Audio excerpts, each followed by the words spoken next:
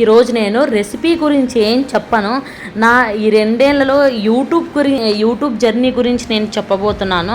చాలామంది ఈరోజు అప్లోడ్ చేస్తుంటావు, మానిటైజేషన్ అయ్యిందా, డబ్బులు వస్తున్నాయా అని చాలామంది అడుగుతుంటారు.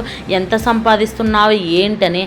నిజం ఫ్యాక్ట్ చెప్పాలంటే నేను ఒక పావలా కానీ ఏమీ సంపాదించలేదు.